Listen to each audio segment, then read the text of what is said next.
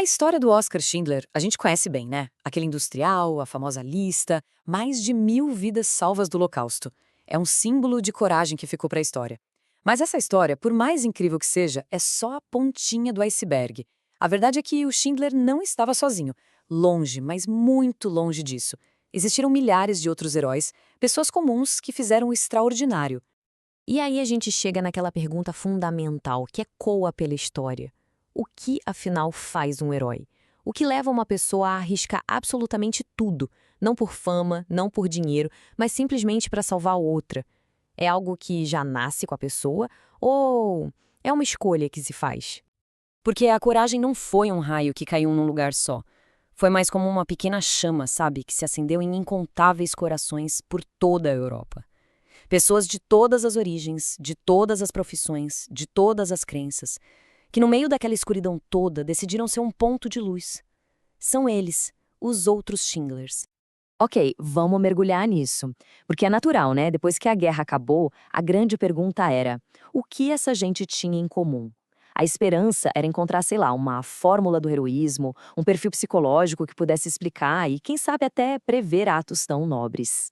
E uma das primeiras teorias, de um pesquisador chamado Perry London, parecia promissora. Ele sugeriu 3 traços principais. Primeiro, um espírito de aventura, sabe? Alguém que gosta de um risco. Segundo, um sentimento de não pertencer totalmente à sociedade, de ser meio de fora. E terceiro, uma ligação muito forte com um pai ou uma mãe que tinha um senso de moralidade bem claro. Mas o fascinante é que a realidade simplesmente pulverizou essa teoria. A própria pesquisa foi categórica. Para cada herói que se encaixava nesse perfil, aparecia outro que não tinha nada a ver. A tentativa de colocar a coragem humana dentro de uma caixinha, bom, estava fadada ao fracasso. Então, se não existe um perfil único, de onde vinha essa força toda? A resposta é muito mais complexa e, na verdade, muito mais bonita. Não era uma cor só, mas um espectro inteiro de motivações. Uma das fontes mais poderosas de coragem foi, sem dúvida, a fé. Para muitos, a decisão de ajudar não era uma questão política, mas sim um dever espiritual. Uma convicção profunda de que cada vida era sagrada e que ficar de braços cruzados seria trair seus princípios mais básicos. E esse depoimento aqui, nossa, ele ilustra o impacto disso de um jeito brilhante. O resgate feito pela irmã Saint Cyberd não foi só um ato de sobrevivência. Foi uma lição de moralidade tão profunda que redefiniu o que era virtude para quem foi salvo. A força da convicção dela virou um farol por uma vida inteira. Mas a fé não era o único caminho. Tinha outra motivação igualmente poderosa. Um senso de humanidade, um código de honra pessoal que simplesmente tornava impossível ignorar o sofrimento do outro. Não era sobre religião, era sobre decência básica. A fala do Charles Fawcett é a síntese perfeita disso. Para ele, não existia dilema. Agir era uma consequência direta da sua criação. Aqueles valores que se aprende em casa, ajudar quem precisa, fazer o que é certo, foram postos à prova, e ele não hesitou. Uma ética simples, com consequências extraordinárias. E aí a gente chega talvez na motivação mais pura e universal de todas, a compaixão. Aquele impulso humano de ver outra pessoa em perigo e sentir lá no fundo da alma a necessidade de estender a mão, sem precisar de nenhuma outra justificativa. O ponto central está nesse depoimento sobre a Stéphanie Jaladiene. Não tinha ideologia, não tinha cálculo de risco. Tinha apenas humanidade em sua forma mais pura. Um ser humano vendo o sofrimento de outro e respondendo com a única coisa que fazia sentido: amor e ajuda. E quando uma pessoa, movida por qualquer uma dessas razões, decide agir, o que acontece?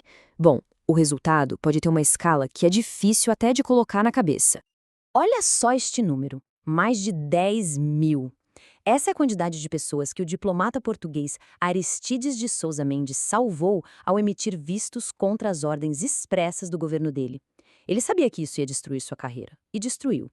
Mas ele tomou a decisão consciente de que sua carreira valia menos do que uma cidade inteira de vidas humanas. E isso nos leva ao ponto mais crítico e talvez o mais desconfortável de toda essa análise: a linha fininha que separa a ação da indiferença.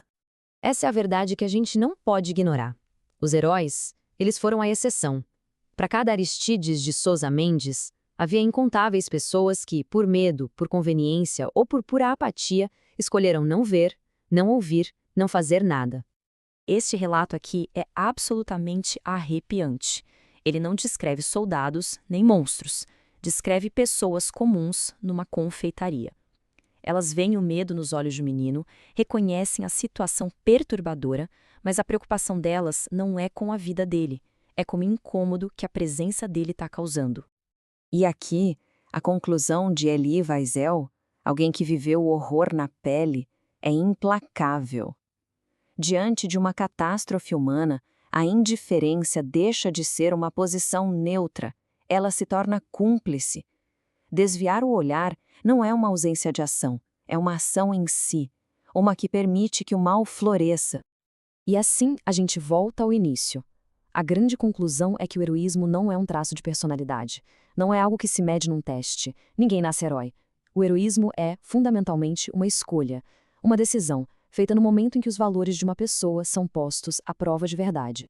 E esta citação, que vem de uma fonte talvez inesperada, o escritor J.D. Salinger, que ajudou a libertar um campo de concentração, resume tudo perfeitamente. O caráter de uma pessoa não é revelado na teoria, mas na prática.